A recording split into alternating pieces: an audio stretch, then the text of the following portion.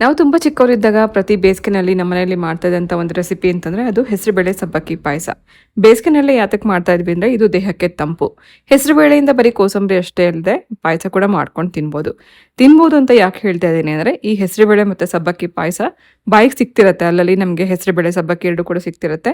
ತಿಂತಾ ಕುಡಿಬೋದು. ದೇಹಕ್ಕೆ ತಂಪು, ಆರೋಗ್ಯಕ್ಕೆ ಹಿತ, ಬಾಯಿಗೆ ರುಚಿ.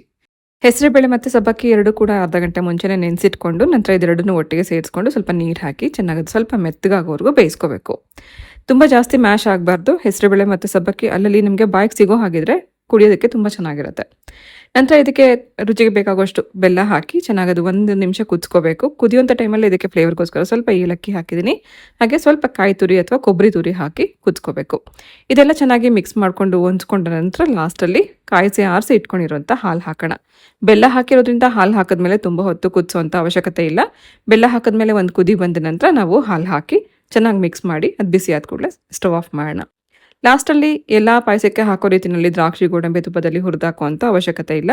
ಸ್ವಲ್ಪ ತುಪ್ಪ ಮಾತ್ರ ಸ್ವಲ್ಪ ಹಾಕ್ಕೊಂಡ್ರೆ ಸಾಕು. ಸೊ ಈ ಪಾಯಸಕ್ಕೆ ಏನು ರುಬ್ಬುವಂಥ ಅವಶ್ಯಕತೆ ಇಲ್ಲ, ಹುರಿಯುವಂಥ ಅವಶ್ಯಕತೆ ಇಲ್ಲ. ತುಂಬ ಈಸಿಯಾಗಿ ಮಾಡ್ಕೋಬೋದು. ಆದರೆ ಬಾಯಿಗೆ ಒಳ್ಳೆ ರುಚಿ ಕೊಡುತ್ತೆ, ದೇಹಕ್ಕೆ ತುಂಬ ಒಳ್ಳೆ ತಂಪು ಕೊಡುತ್ತೆ. ಸೊ ಖಂಡಿತ ಈ ಬೇಸಿಗೆನಲ್ಲಿ ಒಂದ್ಸತಿ ನೀವು ಇದನ್ನು ಟ್ರೈ ಮಾಡಿ. ಬೋಬಾ ಟೀ ಯಾರು ತುಂಬ ಇಷ್ಟಪಟ್ಟು ಕುಡಿತೀರಲ್ಲ ಅಂಥವ್ರಿಗೆ ಈ ರೆಸಿಪಿನ ಶೇರ್ ಮಾಡಿ. ಅವ್ರಿಗೂ ಕೂಡ ತುಂಬ ಇಷ್ಟ ಆಗುತ್ತೆ.